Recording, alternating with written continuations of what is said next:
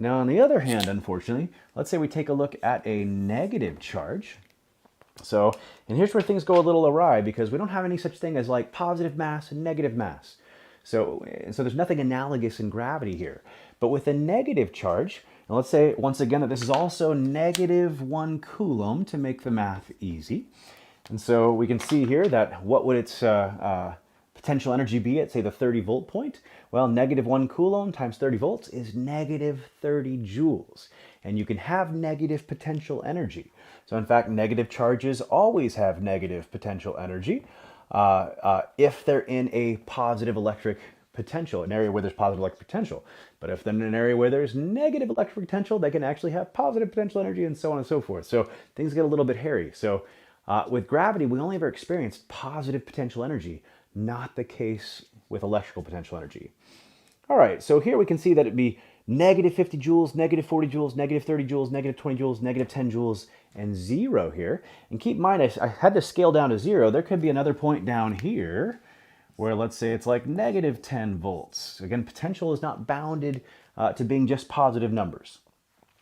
So the question is, how does this negative charge now lower its potential energy? Well, in this case, I'm going from -30 to -20 to -10 to 0 and then to +10. That would actually be raising its potential energy, not lowering it. And we're going to find out that for the negative charge, it actually wants to move in the opposite direction in order to lower its potential energy. And so in this case, it's going to go from -30 to -40 to -50. It's getting more and more negative. Getting more and more negative means you're going lower on a potential energy scale. So it seems a little bit tricky, a little bit backwards, but that's the way it works. Now, if we kind of look at how you get a scale like this in voltage or electric potential, again, I should say, how would that be even possible? Well, it'd be possible, let's say, if you had positive charge up here or a negative charge down here. And the closer you are to the positive charge, the more positive the potential. The closer you'd be to the negative charge, the more negative the potential. Either one of these could be true or both, depending on the case.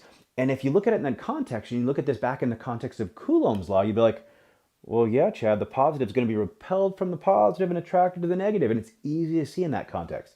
And the negative is going to be repelled by the negative and attracted to the positive. And so, yeah, it would want to spontaneously go that direction. And that's easy to see. But now you need to recognize it in terms of electric potential as well. So for a positive charge, to get lower potential energy, it moves to lower potential. It was defined for a positive charge. But for a negative charge, to get lower potential energy, it goes to higher potential.